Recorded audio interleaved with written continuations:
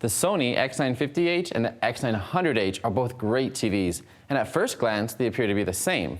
But there's actually quite a few differences between the two, some that will definitely sway your decision. So let's get into it.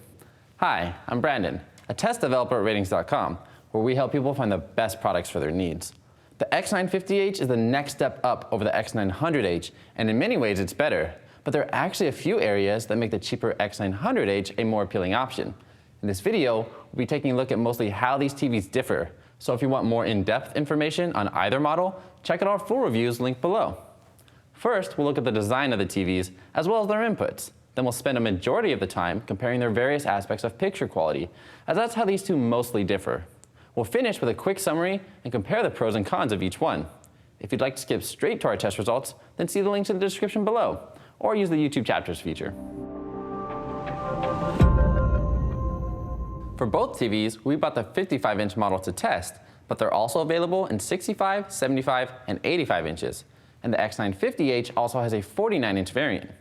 We expect most of these variants to perform the same, except the X900H sizes have different speaker setups, and the 49-inch X950H isn't using Sony's wide viewing angle layer. If you come across a variant that performs different than ours, make sure to let us know in the comments. Let's start with the design, and these two TVs almost look exactly the same, and it's pretty hard to tell them apart at first glance. Other than a slight difference in the vents, feet, and bezel, everything else is the same. The X950H does allow you to adjust the feet to a narrow or wide position, unlike the X900H, but in Europe, a variant of the X900H also has this feature. The inputs are also nearly the same, as both TVs have the same ports in the exact same location, but there's actually a pretty big difference in what these inputs support, and there's no clear winner here. The X900H has HDMI 2.1, whereas the X950H only supports HDMI 2.0. This means the X900H will be able to take advantage of upcoming consoles and their HDMI 2.1 features, such as VRR or high refresh rate. Sony themselves even brand the X900H as ready for PlayStation 5, but don't do this with the more expensive X950H, presumably because it lacks HDMI 2.1.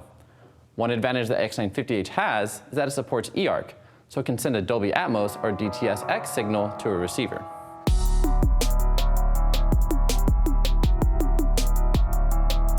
Now we'll move on to the picture quality. These TVs have similar performance in some areas, but are quite different in others. And again, we'll mostly be sticking to how they differ. So if you want a full breakdown on how each one performs, check out our full reviews. Let's start with the contrast ratio, which is often regarded as one of the most important aspects of picture quality. The higher the contrast, the deeper and more detailed the blacks will look. Between these two, the X900H has a better contrast, by about 1,000 to 1.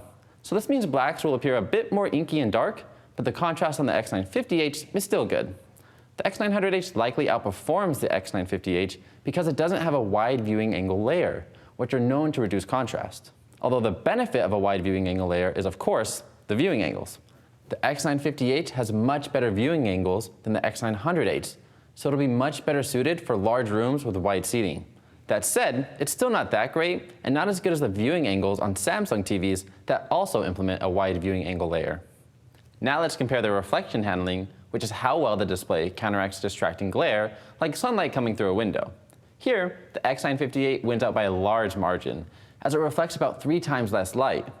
Most of the improved reflection handling comes from the direct or mirror-like reflections. This means light reflecting directly from a source will be less bright and noticeable compared to the X900H. You may notice from our reflection photos that the X950H has a weird rainbow blooming effect in its reflections. This is caused by the wide viewing angle layer, and some may actually find this effect to be more distracting than the reflections themselves.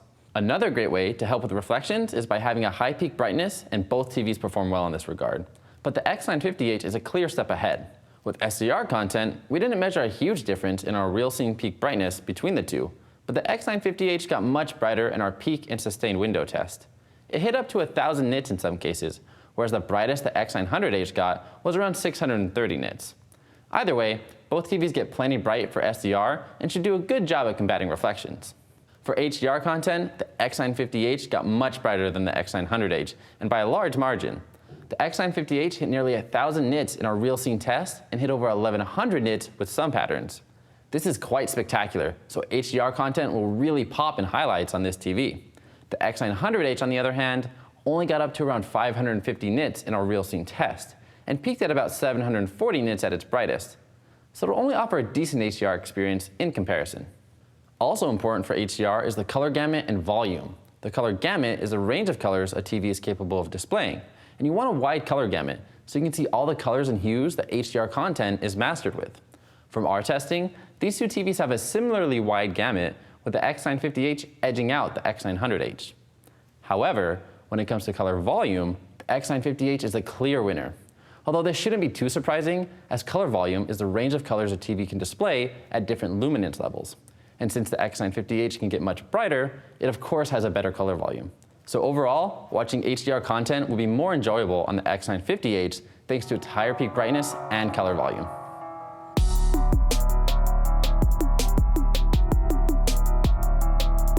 Now let's get into the motion handling, starting with the response time. Both TVs have identical performance in this regard, which is to say they're pretty good. So you won't notice much ghosting while playing video games or watching sports. Both TVs also have a black frame insertion feature to further help with motion clarity, but unfortunately it always flickers at 120 Hz.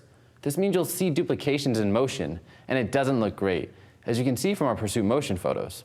Before finishing up, let's take a quick look at the input lag, as there's a small difference between the two. We found the X900H to have a slight edge over the X950H in most of our input lag tests, by about 4 milliseconds.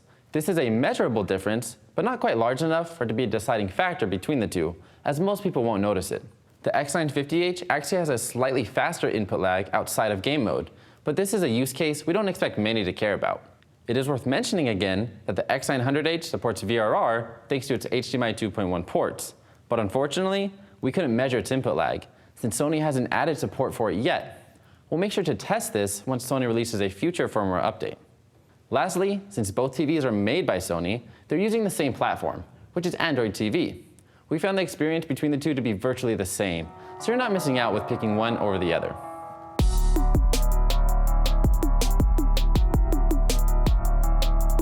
So overall, both TVs offer a great experience, but the X950H is clearly better in terms of picture quality. This is thanks to its better viewing angles, reflection handling, peak brightness, and color volume.